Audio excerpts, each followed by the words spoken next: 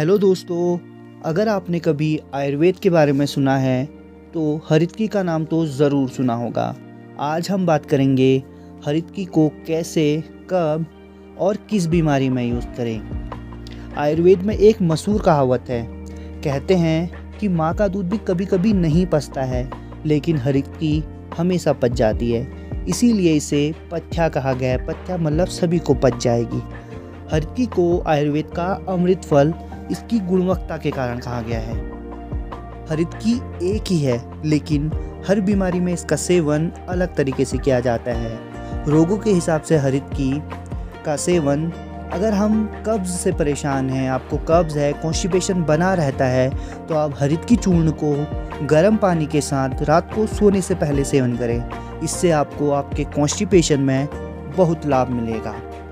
अगर आपको गैस बनी रहती है, अजीर्ण होता है, यानी आपका भोजन नहीं पचता है समय से, तो आप हरितकी को शुंठी या जीरे में से किसी एक के साथ सेवन कर सकते हैं। खांसी या गले खराब की समस्या आपको बनी रहती है, तो आप हरितकी को शहद के साथ लीजिए। इससे आपको खांसी में और गले की समस्याओं में काफ़ी आराम देखने को मिलेगा। इसलिए खांसी में हरितकी को शहद के साथ सेवन करें।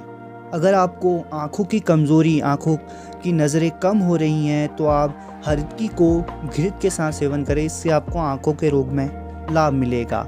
पाइल्स या अर्श की बात करें तो हरितकी को हम गुड़ या गर्म पानी के साथ सेवन कर सकते हैं, जिससे आपको पाइल्स में भी लाभ देखने को मिलेगा।